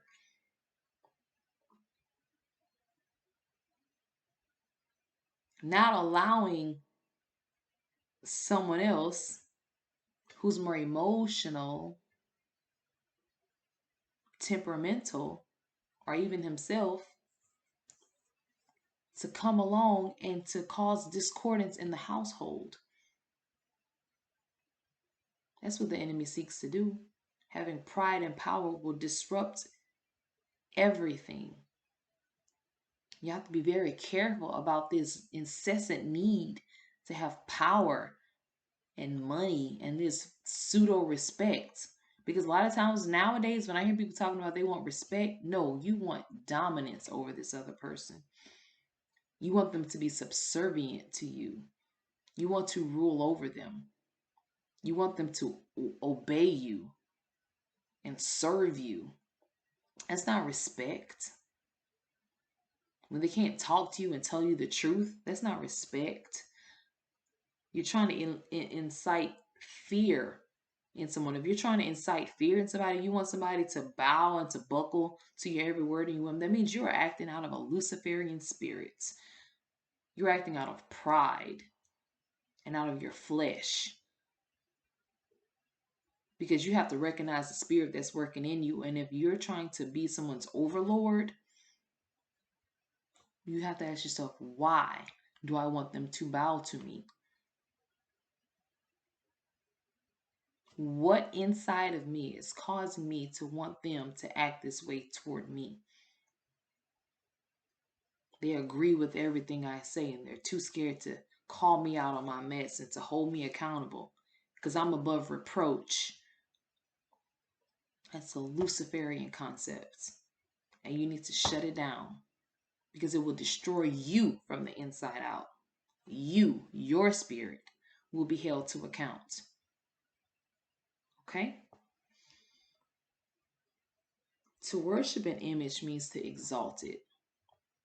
And that reminds me of when them cheering, I'm calling them cheering, was at the bottom of Mount Sinai while Moses / Musa was at the top with the emerald tablets trying to get the commandments from the Most High.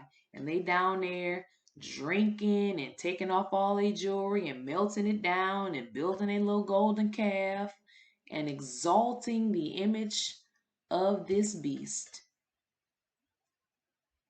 Because we need something we can see.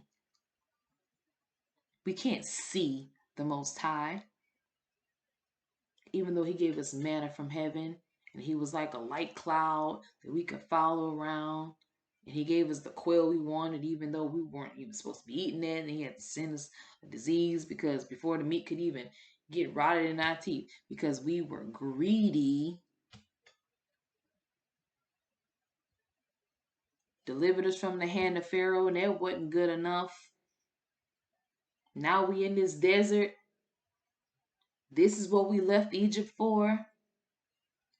This don't look like what we thought it was supposed to look like. Sorry, y'all, these materials be messing with me, and I feel like I'm itching like a crackhead. Things don't look like what they're supposed to look like, so now it's problematic. Now you don't want it because you don't like how it looks. That's what messed Jonah up. He didn't want to go deliver a message because he knew he was going to look like to the other folks. So the Most High had to send him into the belly of the whale. Who was it? Paul? Paul didn't want to go deliver a message. And he had to tell them, be not afraid of their faces. I don't know if that was Paul or not. He was afraid what he was going to look like. What I'm going to say? These people not going to want to listen to me. They're not. The disciples, same thing. Same disobedient spirit because you're scared what it's going to look like. I don't want to say this. This might make somebody feel some type of way. I know this whole message I'm saying right now is going to offend quite a few friends if they see it. But I can't apologize for it because it is what it is. And we got to stop lying to ourselves and making excuses and justifications for our lust of the flesh. We can't keep doing it. We got to stop lying. When are we going to come out and say, come out from among her, my people? Come out from her. From this whore Babylon. This horrible image, this beast system that we have embraced and loved and exalted and worshiped and respected and gave reverence to, instead of the one who created us in spirit. That's what inspire means. In spiritus, to inspire, to take in the spirit of, is what it means. Oh, you always hear these artists, I was inspired by. They took in the spirit of someone else and recreated it in their own image and likeness, repackaged and sold, gave it to you. That caused you to be inspired.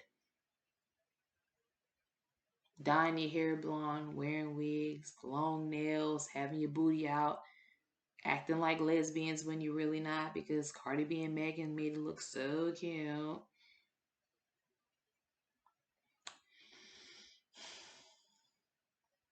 You got men going to the gym, trying to get all these muscles, injecting themselves and eating horrible diets, livers failing because maybe they don't feel attractive facially. So let me go get all these muscles so I can cause these women to look at me and to lust after me and to see me. I want other men to see me and to be intimidated. When all of y'all are frail birds inside. Birds who haven't even been pushed out of the nest yet. But you done bulked yourself up so much with your haughtiness and your pride so people can see you and look at you and say, oh my God, he's so hot. I like a good, strong, masculine looking man. I really, truly do. But it's that man with that silent strength. I think a lot of good women will agree with me. The man with the silent strength, not the man who's postulating. He's got his shoulders all buffed out and all brawny. And, I'm not talking about the men. I'm talking about the men who walk like that, who always got to puff out and, you know what I mean? Like they can't put their arms down and looking crazy as hell. Them. Why? Y'all are the main ones that just will buckle under pressure. Y'all the main ones if a woman told you the wrong thing in the wrong way, that's it for you. I've known a couple like that. You tell them the wrong thing and these men crying about suicide. They be crying about, I'll never love another. I can't go on. They can't function. They can't function. Because they haven't dealt with the spirit of who they are. All these men and women talking about these glow ups. Oh, when I was in school, they used to pick on me, and I'm fine now, and they wish they had me. Because you transformed physically, but you won't. If you got into a relationship with the person you wish you had a relationship with in school in your adult age with your new glow up look, the relationship will fail. You want to know why? Because you're still that same person on the inside. That's who they weren't attracted to. It's not because you had pimples and glasses and braces. I had pimples, glasses, and braces and was still pulling them. And that's not for me to be like, oh, man. Because I had caterpillar eyebrows. I look back at some of these pictures, I'm like, girl, how? But I really do believe that it was what was inside of me. And I'm not even saying I was even an amazing person then. But even in my confusion, I still knew who I was in a sense.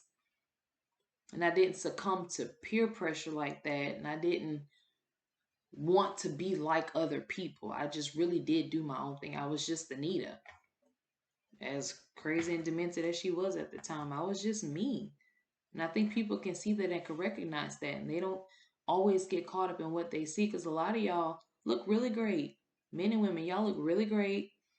But as soon as you open your mouth, foolishness falls out. I done been in the company of some women. I'm like, oh, she is really pretty. I'm sure she. But as soon as she started talking, I'm like, stop talking, sis. And then these are the same ones who will complain about they can't find a good man. Have you heard yourself?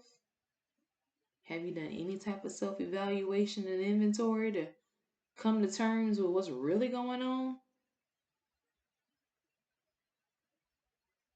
Because you may have a cute little shape and your little long hair and all this mess, but you're empty inside. You're just a shell of a person. And you pretend to be what society told you needed to be.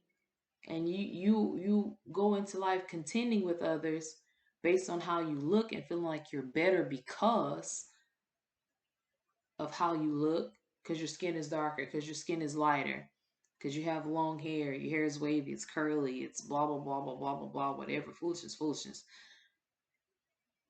I remember I'm gonna say this without trying to put anybody on Front Street.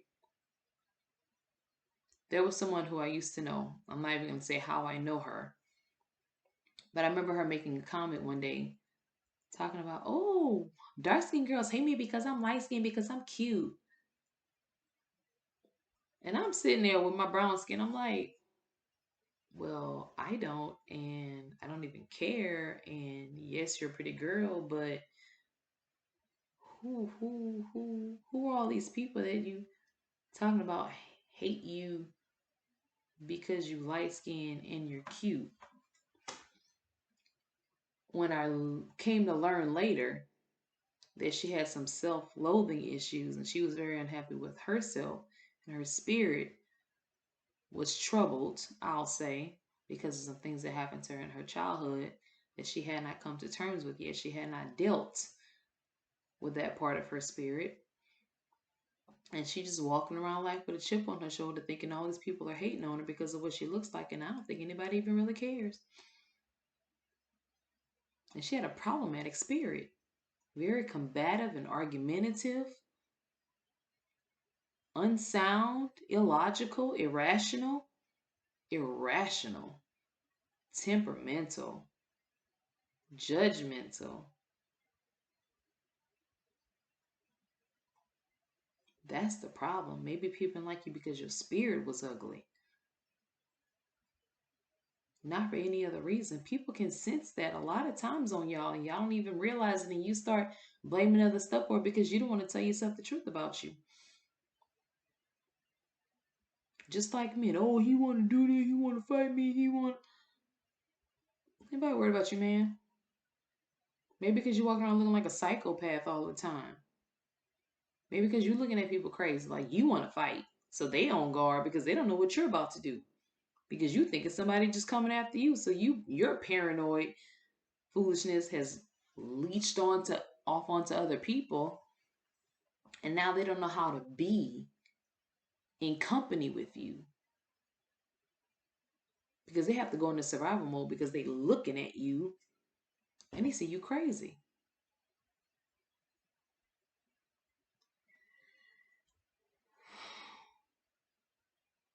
I'm going to stop here. I'm going to stop here because there's so much more I have to say. But to recap,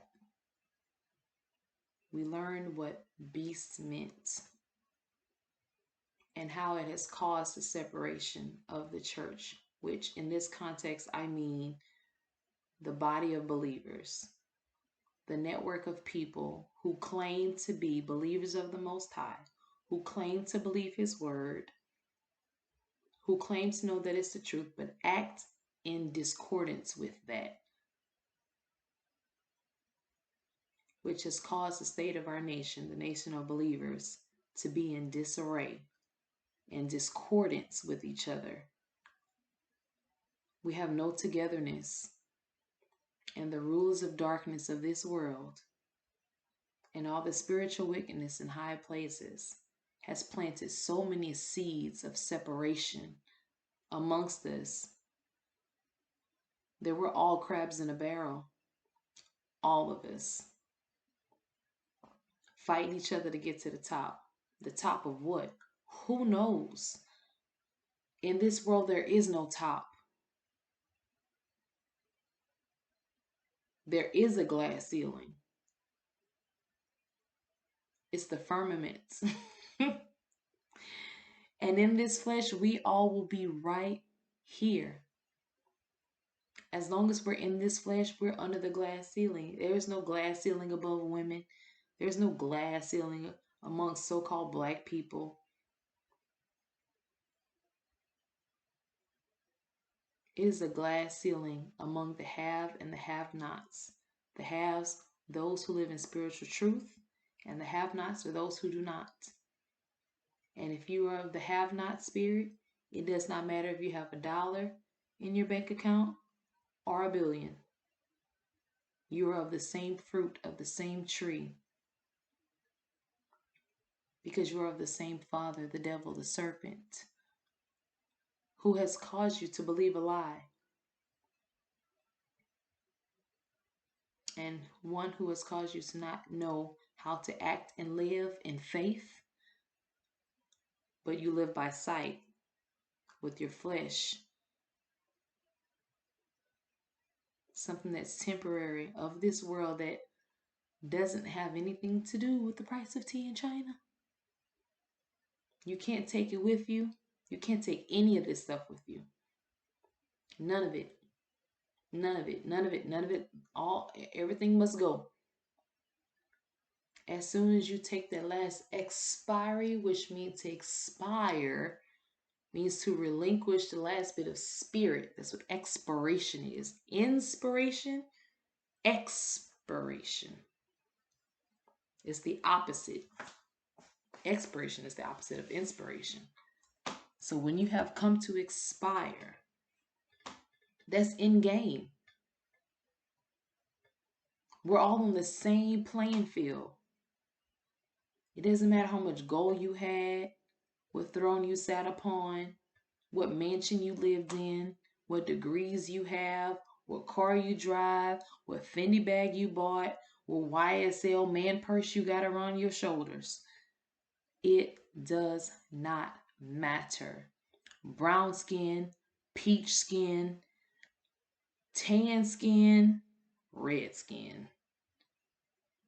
I feel like a Dr. Seuss book is about to ignite right this moment. It doesn't matter, because it's all going to go in the earth some way or another, whether you are burned and cremated, buried, thrown in the ocean. To the earth you will return. Without all of the things you have placed as important,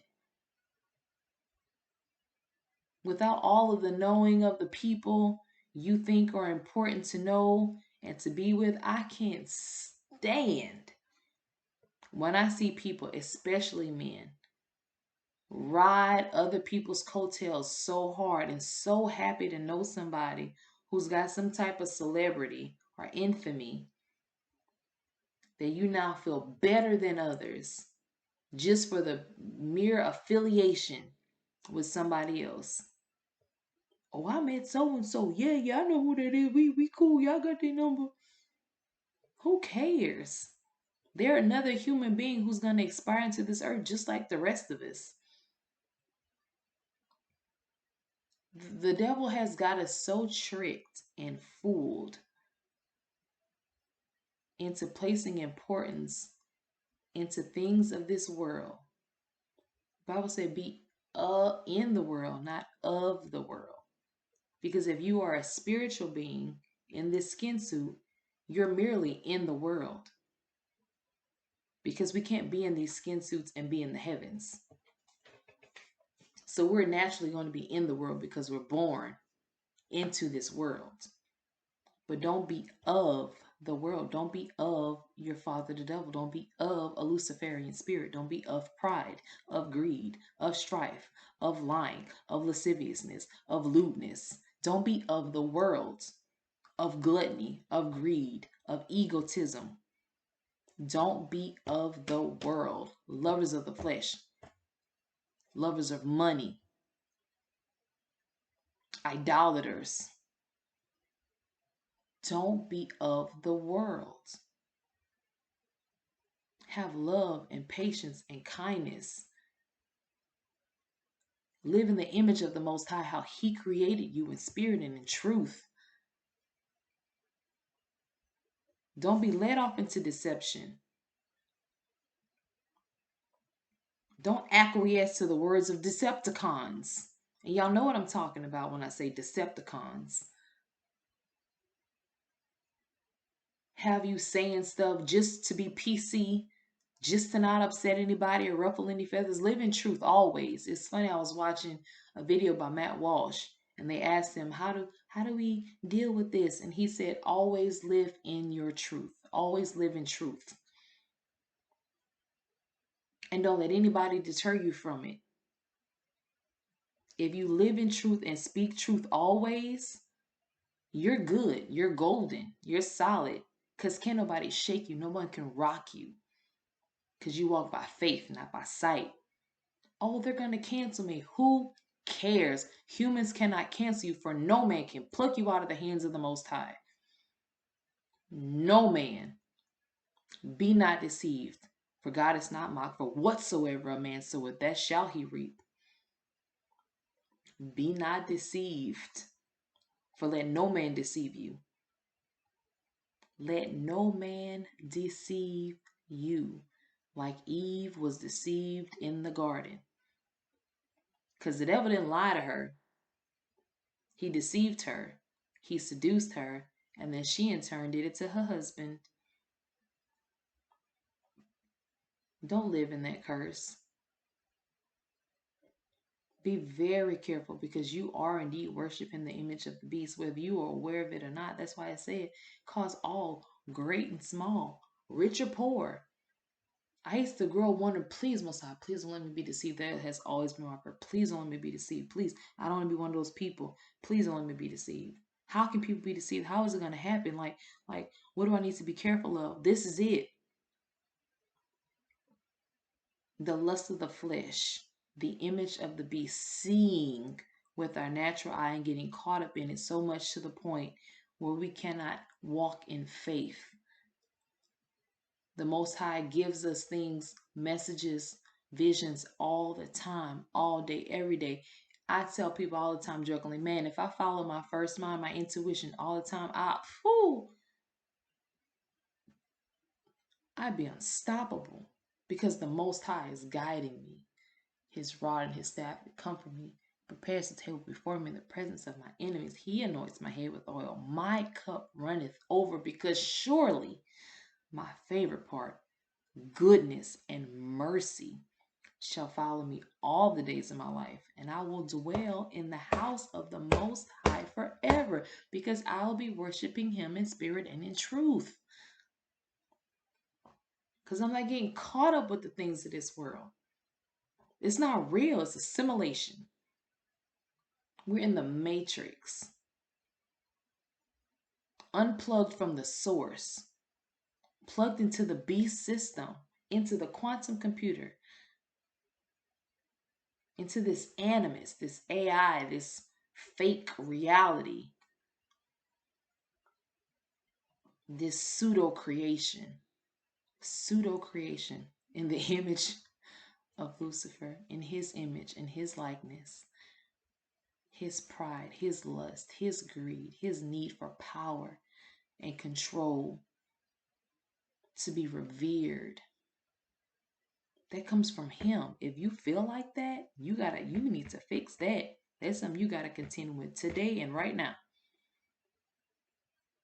I'm still very much aware of this weird remnant of Jezebel-y foolishness I got going on inside of me. I don't operate in it most times, but I feel it sometimes. I'll be thinking something like, oh, I want to wear this. It's going to be cute. I have been really checking myself every time, and I don't let myself get far with it. Because I have gone really far with it before. And women, we have to be very careful. Because yes, the Most High made us pleasurable to look at for men. Because he know they're visual beings. They get caught up in what they see. We get caught up in what we hear. And our knowing of the nature of men has pushed us into this Jezebel spirit. Don't be like Delilah. Don't be like Bathsheba. Don't be like Eve. Don't be like the other wayward woman he was talking about in Proverbs. Don't be like her. Y'all are out here ruining lives, messing with married men because you want to be chosen. You want to be the one. Why didn't he pick me? I bet y'all get him. Whoa. Slow that down. Back it on up and throw it away. Why are you not with your own man? Wait for somebody to find you. Be like one of the 10 virgins with your lamps trimmed and burning, with your extra oil on the side, with your patience. With your patience. Standing there, waiting, not seeing anybody coming, but knowing through the Spirit that he is. And when he does meet you and find you, it will be worth it. Not you going out looking for somebody else's man. Because here's the deal. Like a lot of times y'all be messing with these men who be married. I didn't know he was married. He didn't tell me. Well, if he's not yours, then he possibly could be somebody else's. Men like attention too. Men will come up and talk to you about anything under the sun just to have a conversation with you. But leave it right where it's at. Because that's somebody's husband. And if you're not sure, just assume that's somebody's husband. I talk to different parents all the time. You have to have discernment to know when somebody might be trying to groom you. And sometimes some of the men might have wives. And I'm grateful that I don't pay attention to none of that. Don't get caught up with nobody's husband. That is, you are asking for trouble. Don't get caught up with anybody's husband. Don't get caught up in greed. Don't get caught up in money. Don't get caught up in what you look like. Don't get caught up in these BBLs and these fake lashes and hair, because it's all about the looks. It's vanity. That's a Luciferian complex, vanity. It's like the whole Faust dilemma. Faust wanted to be great and revered. He wanted to be famous and have all this infamy. So he conjured Mephistopheles to give him these things. And it brought him to ruin. It brought him to ruin. And a lot of people are walking around with Faustian dilemmas. Wanting to be great, wanting to be seen, wanting to have all the money and the riches of this world, wanting all the attention and the accolades and recognition. If you're doing things for recognition and y'all put all these posts and stuff and feeding homeless people and posting it and buying people's shoes and posting it, stop all of that. Stop. That's Luciferian. Stop. that's not charity. There's no real charity in that. That's not real love. You're doing that to prop yourself up. Well, I want to inspire other people to give. Well, then give and shut up. Somebody might see you doing it in secret and be like, oh man, no, you know what? I should do that too. Stop posting it all the time. Set your phones down. Y'all need to disconnect from these phones. That is a huge component of the beast system because you're looking all the time. You're looking. It's fleshly. Don't get caught up in it. I'm going to let y'all go. Thank you so much. Be sure to like the video, leave comments, subscribe, please. Hit the notification bell. I want to go live with some of this stuff, but most times when I go live, I get interrupted or no one's watching anyway. So I need to, that's my cross to bear though, because I need to get over what I see. I'm not seeing people watch, so I really need to get over that. But if you guys find that this is a message that y'all want me to tackle live, I absolutely will. I went through parts 1 and 2. There's much more that I need to dissect in regards to the image of the beast and how it is completely contrary to the image of the Most High and all the other things that cause us to fall into perdition that we really need to tackle and tackle fast, because this world is going to hell in a handbasket faster than I've ever seen before. I didn't think any of this stuff will be happening in my lifetime, but here we are. I'm only 39 years old this year, and I cannot believe how far we've come. Not in a good way. I was thinking, just watching videos, I kind of got caught up in a trans rabbit hole on YouTube, and just to watch our men be so confused and our women be so confused in their spirit and our young people so confused in their spirit about who they are and so easily deceived. My soul couldn't take it. My soul couldn't take it. I was so begrieved. Even right now, I feel like I could cry about it because I can't understand how we've come so far and we just have gone so far into wickedness, and we praise it so much, and we're the people who also claim to be the believers, and we have accepted so much wickedness in this nation.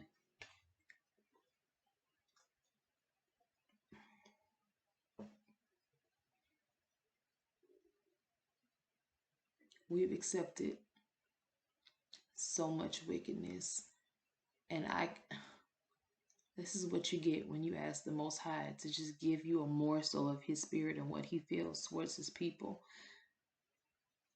We have gone so far, so fast, in the fact that we're not even trying to guard our children or take any kind of accountability. And we make excuse after excuse. I just feel like we're in the desert all over again. We're in the desert and we're lost. Yet we're complaining and demanding, and we're entitled, and we have no wisdom. And we don't even seem to care about the state of anything. Our spirits, our children, the future of our nation, the future of us as body of believers. Like, we just are fighting over the stupidest things.